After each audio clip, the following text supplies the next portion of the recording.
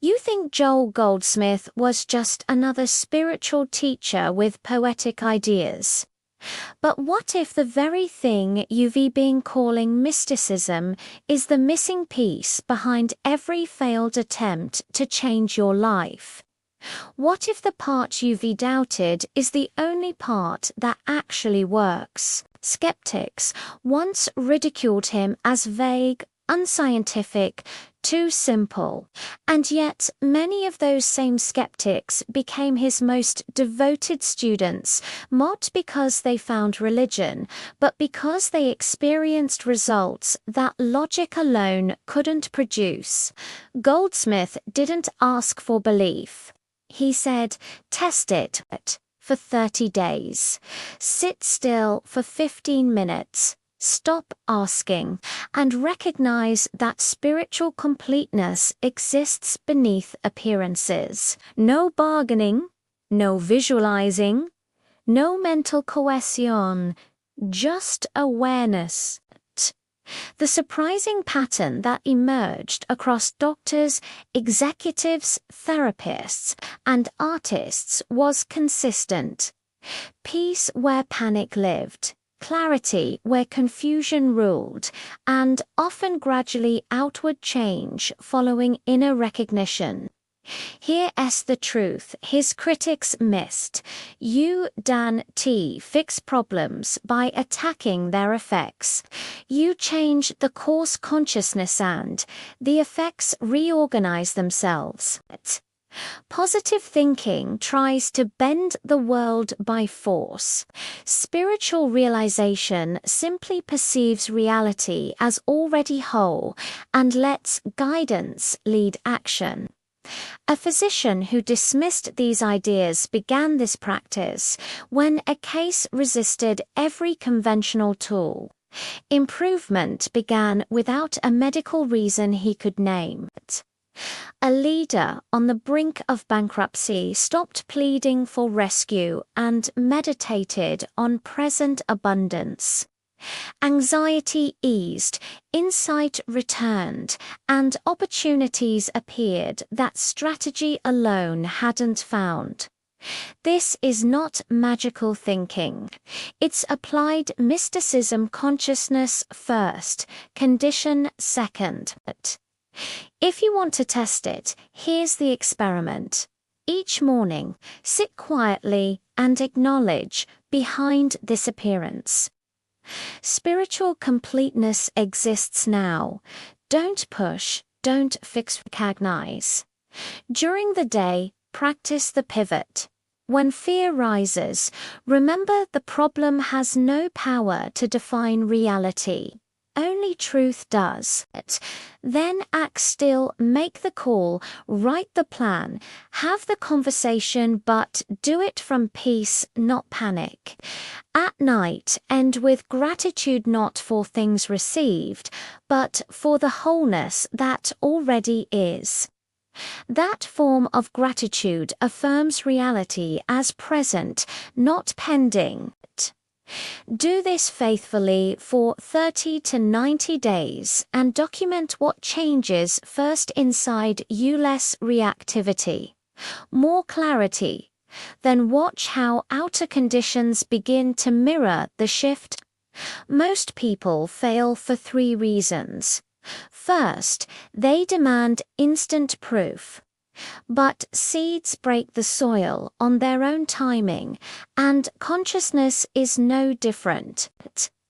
Second, they practice inconsistently. You can't water a garden once a week and blame the seeds. Third, they practice while secretly doubting. The split mind cancels its own prayer. So start honest. I don't fully believe yet, but I'll practice as if it's true for 90 days, and I'll judge from experience. That simple contract with yourself stops the inner sabotage. Over time, realization becomes portable. You carry awareness into traffic, meetings, deadlines, and conflict. You remember, even in heat, that appearances don't govern you. You discover the practice of non-power, refusing to grant problems the authority they never had, which dissolves the fear that keeps them alive. You learn the difference between anxious doing and conscious action. The same tasks feel lighter, solutions appear, and your work gains an ease that looks like luck from the outside but is really alignment on the inside. The change is quiet at first. Your tone softens, your timing improves, your decisions sharpen. People notice your calm in chaos, your presence under pressure. And they ask, what's different? You answer, I stopped reacting to appearances and started recognizing reality. That's the part critics never understand you. Don't persuade anyone. You demonstrate.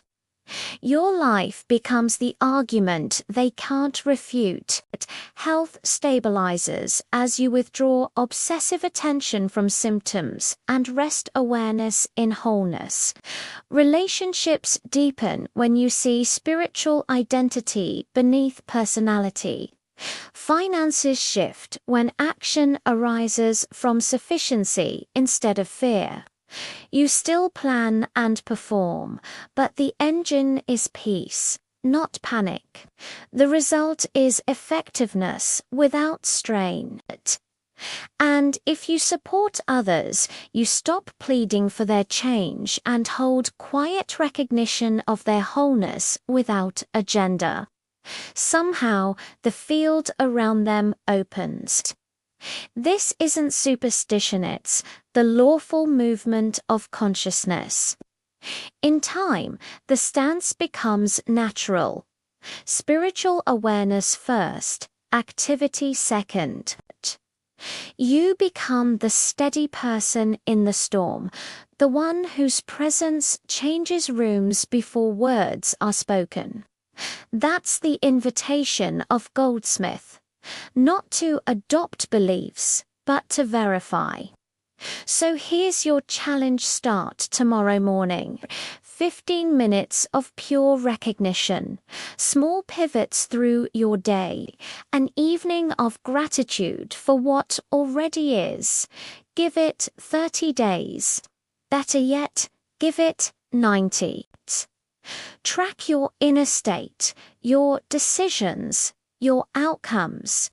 If nothing changes, you've lost nothing but a few minutes. But if, as thousands have found, your peace deepens and life begins to organize around that peace, you'll know why critics become students and why students become demonstrations. If this message stirred something in you, begin your test today and let the results speak for themselves.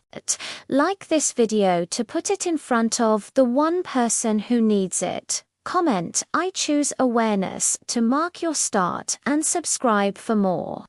Deep dives into consciousness and the living wisdom of Joel Goldsmith, because the moment you stop chasing miracles and start recognizing reality, you don't wait for the light. You become it.